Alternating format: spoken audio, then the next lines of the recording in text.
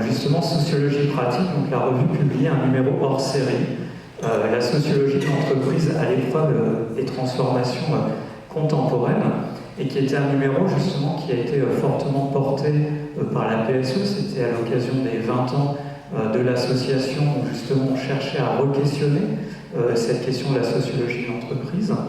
Et ce numéro propose, et vous pourrez le consulter d'ailleurs dans notre espace ressources, une exploration de ce que représente la sociologie de l'entreprise aujourd'hui, son héritage, ses théories, mais aussi les types de questions sociales que cette sociologie est amenée à traiter, et les articulations en fait avec d'autres disciplines. Donc c'était un numéro qui a été coordonné justement par Laurence Servel, Maë Balaban, Parent du Châtelet, Florence Hosty, Vincent Relois, Pascal Taubois et un petit peu moi-même aussi.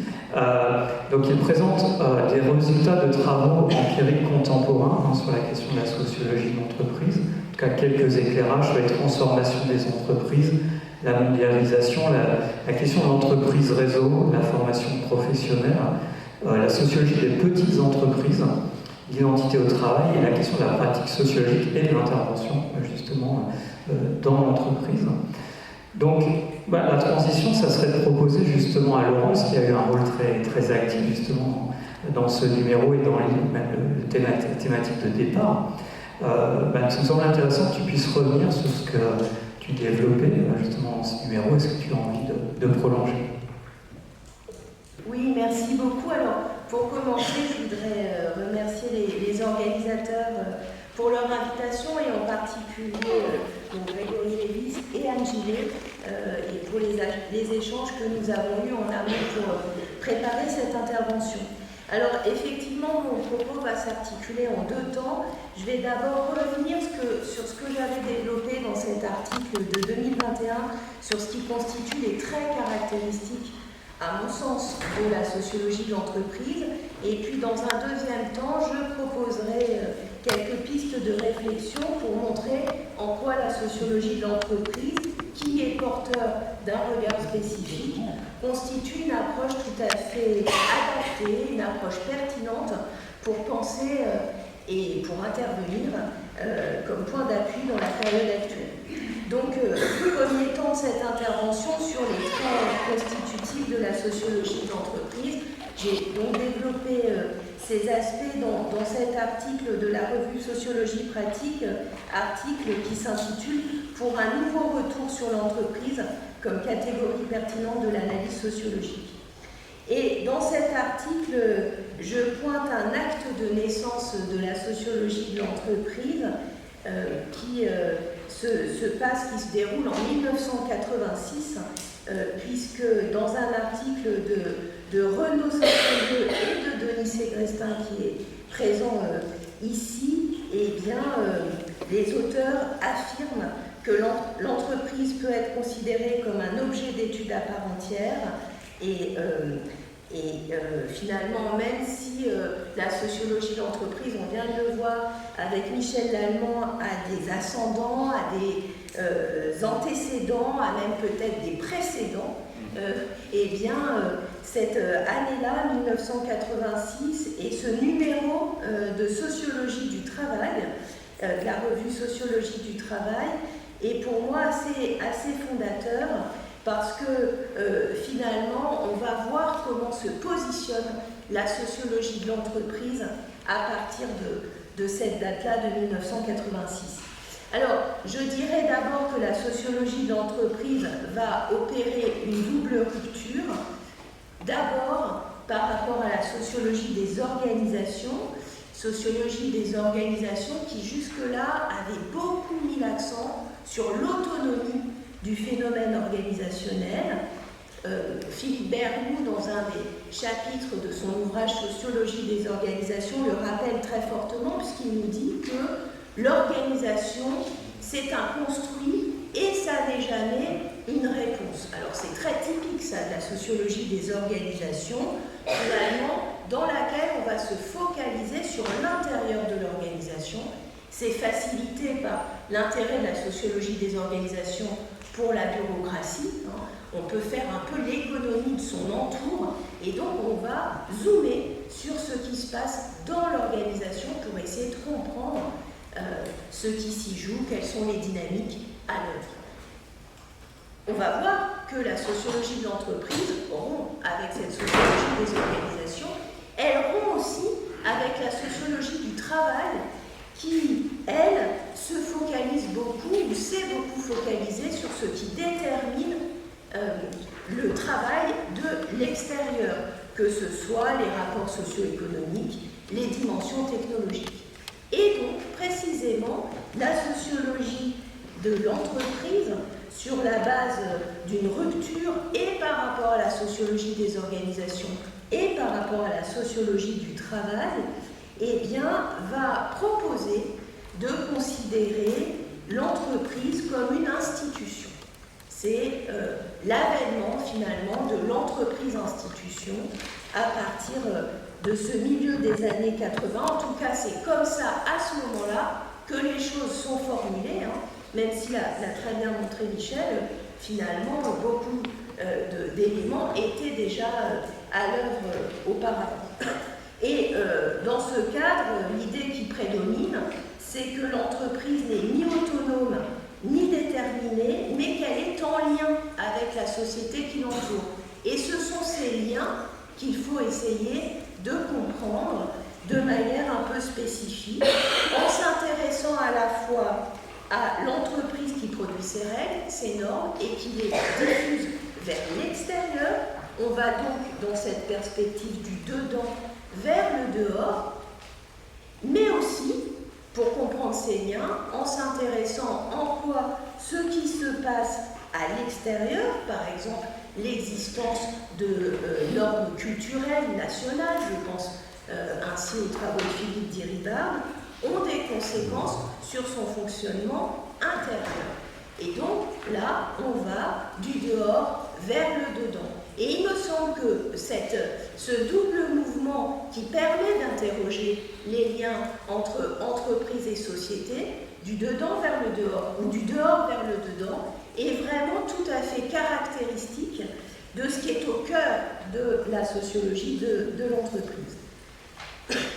Alors, je dirais aussi que ce qui va caractériser la sociologie de l'entreprise, c'est que c'est une sociologie dans l'entreprise. On a vu que c'était déjà à l'œuvre avant, mais ça va être très affirmé à partir de cette époque-là. Une sociologie intervenante, finalement, comment dire, se constitue, ou en tout cas s'affirme. En réalité, si on accepte l'idée que dans l'entreprise se développent des dynamiques collectives créatrices, que dans l'entreprise, il y a des modes de production qui peuvent être émancipateurs, eh bien, se pose la question de l'intervention et de l'accompagnement de ces changements, de l'accompagnement de ces transformations. Donc moi, je ferai ici le lien entre la question de l'intervention et la question de l'accompagnement, accompagnement des transformations, accompagnement des changements. Une fois qu'on a posé ces caractéristiques fondatrices, donc premier temps finalement de mon intervention, l'idée et la commande un peu aussi de Greg, c'était de se dire qu'est devenue la sociologie de l'entreprise et finalement quels sont les facteurs qui lui permettent aujourd'hui d'être tout à fait central pour comprendre ce qui est. Donc, je passe maintenant au point 2, finalement, de mon intervention. Au cours des années qui sont écoulées depuis le milieu des années 80, il faut bien avouer que la sociologie de l'entreprise a connu des hauts et des bas, a connu notamment des périodes d'éclipse.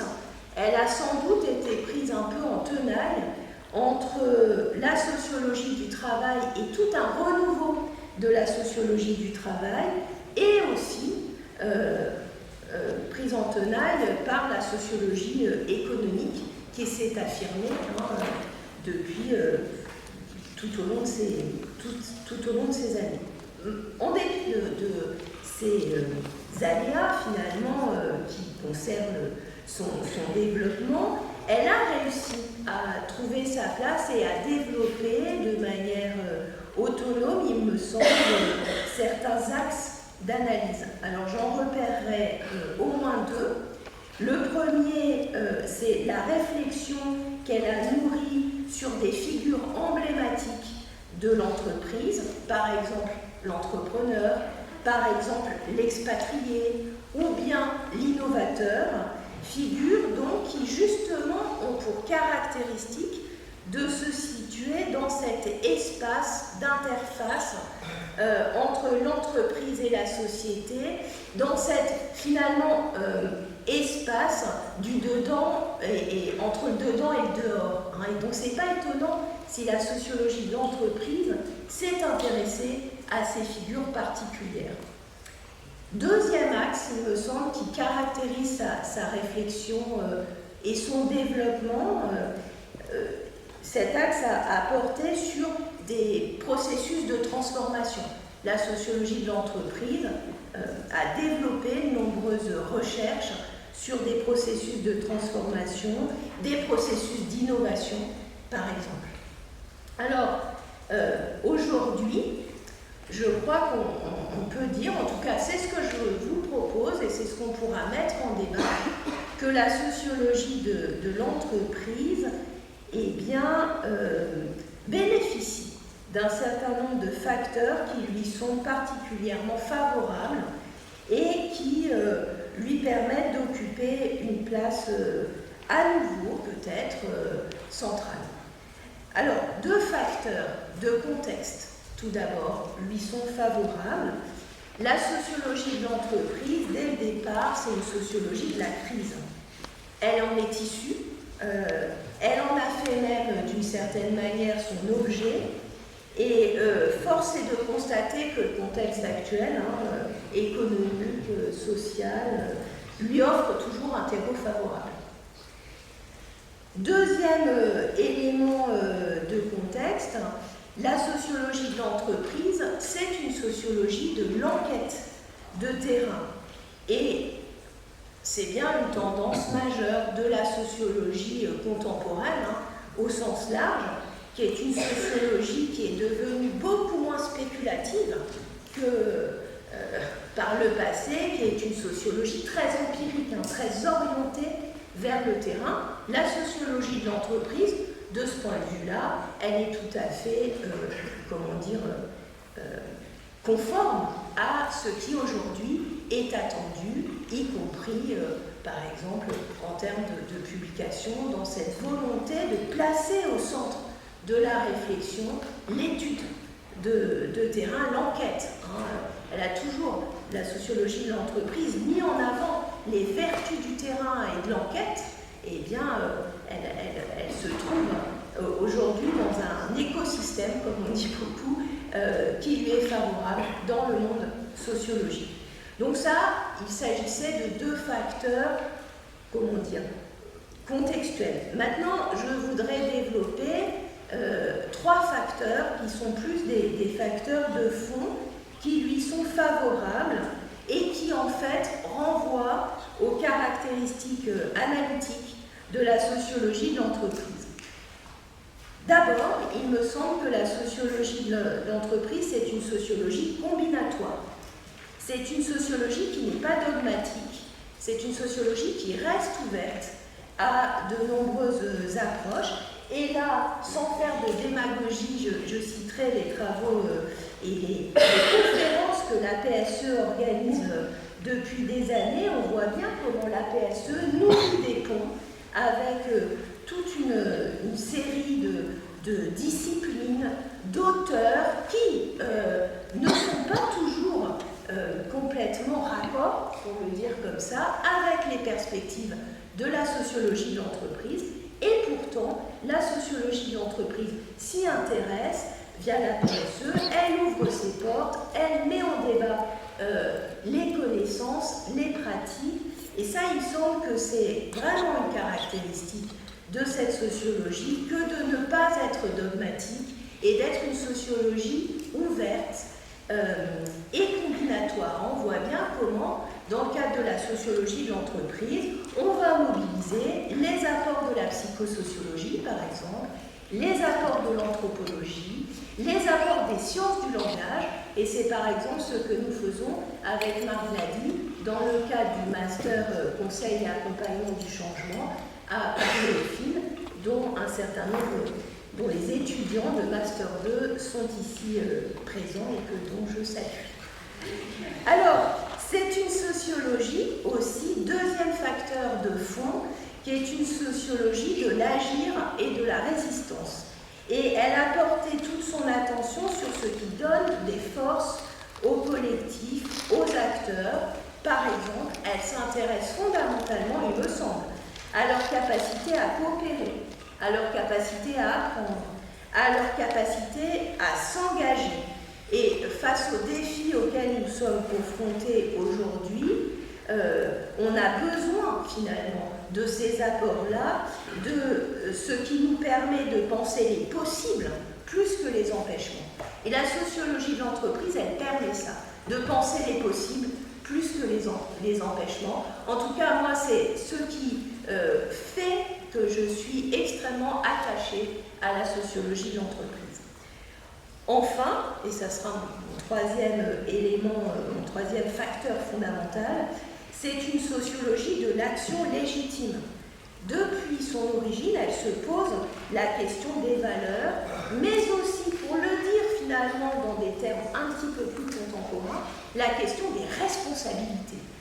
Et pour moi, c'est une sociologie qui permet vraiment de comprendre ce qui relève aujourd'hui d'action en matière de développement durable, de responsabilité sociale de l'entreprise ou bien d'innovation sociale. Elle est tout à fait adaptée.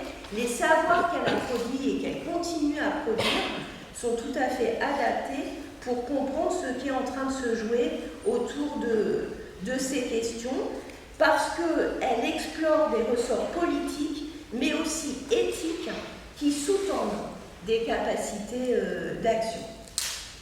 Alors, Renaud Saint-Saulieu et d'autres, d'ailleurs, dans cette perspective, avaient d'abord montré, en 1990, que l'entreprise était une affaire de société.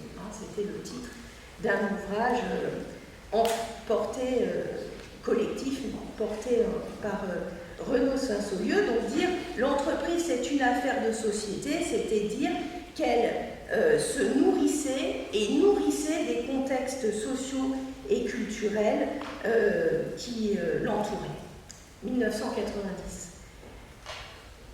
Michel Capron et Françoise Quérel, alors là on est dans les sciences de gestion, en 2010, affirment que la société est devenue une affaire d'entreprise. Et on voit bien comment en fait ils construisent leur pensée en écho à l'entreprise comme affaire de société. Finalement, 20 ans plus tard, 25 ans plus tard, on affirme que la société devient une affaire d'entreprise parce que, écrivent-ils, ce sont notamment celles qui ont une certaine puissance économique qui peuvent peser sur les choix politiques. Et finalement, il y a cette idée que la société est une affaire d'entreprise, car c'est par les entreprises, que les transformations des modes de production peuvent passer et aussi que peuvent se concrétiser des engagements politiques, par exemple sur la question du changement climatique. Donc là, je voudrais faire référence à la dernière tribune et chronique de rentrée de Dominique Méda dans le journal Le Monde, relative à la stratégie bas carbone. Et Dominique Méda explique très bien que cette stratégie bas carbone et sa mise en place va passer par l'État qui va définir une trajectoire, qui va contrôler sa réalisation, qui va investir dans certains secteurs plutôt que dans d'autres, par exemple dans le secteur des transports. que cette stratégie bas carbone, elle va passer par les ménages qui doivent accepter et mettre en œuvre des comportements plus sobres, et surtout qu'elle doit passer par les entreprises qui portent une responsabilité en matière de réchauffement climatique. Mais ce que je voudrais ajouter, c'est que derrière ces entreprises qui s'engagent, et on en voit effectivement, par exemple sur la question de la réduction des gaz à effet de serre, sur la protection de la biodiversité ou sur la mise en place d'innovations sociales, derrière ces entreprises qui s'engagent, il y a une multitude d'acteurs dont il faut comprendre les logiques. Alors ces acteurs, ce sont des acteurs dirigeants, des syndicalistes, des experts, mais aussi des salariés lambda. Il me semble qu'on a vraiment matière à avancer avec l'équipage et l'équipement de la sociologie de l'entreprise pour comprendre finalement qui sont ces acteurs, quelles sont leurs logiques, des logiques collectives. On constate, on le voit, que dans certaines entreprises, les salariés se regroupent, proposent, poussent les directions. Ils ont même des coups d'avance par rapport à leur direction, mais dans des logiques innovantes qui sont tout à fait nouvelles, qui sont passionnantes à étudier, qui ne sont plus du tout des logiques top-down, ni même des logiques bottom-up, mais des logiques qui sont circulaires et dans l'entreprise, on a un enrôlement de proche en proche dans l'entreprise, mais aussi à l'extérieur de l'entreprise, et on assiste là à des dynamiques collectives qui me semblent, sur justement les thématiques au sens large, qui sont celles du développement durable, extrêmement novatrices et qu'on gagnerait à étudier de manière centrale. Donc des logiques collectives avec des collectifs qui poussent dans les entreprises, des logiques qui sont aussi individuelles et qui nous amènent à reconsidérer des questions qui sont classiques, des questions biographiques, notamment la thématique de l'engagement, mais aussi à reconsidérer la question de la fabrique ou de la fabrication des identités. Et il me semble que, en tout cas, moi j'entends beaucoup ça, par exemple, dans des entretiens de recrutement, dans les masters dont je m'occupe en formation continue, qu'il y a une forme d'expression qui est un peu intrigante, qui s'affirme aujourd'hui, on entend beaucoup. Je cherche à donner du sens, bon, ça fait un moment qu'on l'entend, mais de manière plus novatrice, on entend « je cherche à aligner mes valeurs ». Qu'est-ce qu'ils disent les gens quand ils disent ça? Ou bien « je cherche à me sentir plus vivant ». Alors ça fait plusieurs personnes que je rencontre dans le cadre d'entretiens et qui disent ça. Il faut que je devienne plus vivant, plus vivante. Je cherche à me sentir plus vivant, plus vivante en me formant et en allant vers certains types d'entreprises et d'organisations. Et ça me semble tout à fait intriguant.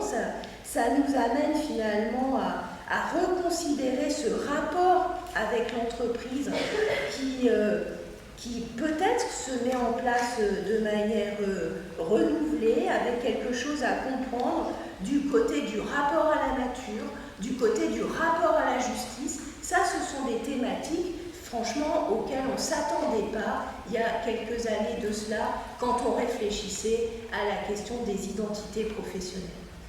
Et à tout cela, j'ajoute à cette multitude d'acteurs dont je viens d'essayer de montrer qu'elle a sans doute des caractéristiques propres qu'il faudrait analyser davantage. Cette multitude d'acteurs, il me semble qu'elle doit être aussi soutenue et qu'elle doit être accompagnée. Et ça, c'est une question qui me semble aussi tout à fait centrale. Quel soutien, quel accompagnement pour ces acteurs-là? On constate que des dispositifs classiques d'accompagnement ne marchent plus aussi bien qu'auparavant, qu'il y a de nouvelles attentes, ces nouvelles attentes de sens dont j'ai parlé rapidement peut-être doivent rencontrer de nouveaux dispositifs, et c'est ce que mentionnait tout à l'heure Greg. De nouvelles formes d'intervention sont sans doute à imaginer, à mettre en place. Ce sera un des objets de ce qui va suivre au cours des prochains ateliers notamment. Voilà pour ce qui me semble finalement surgir. Et je me dis, et ça sera vraiment le mot de la fin, qui mieux que la sociologie d'entreprise pour relever ces défis de l'analyse et de l'action. Merci.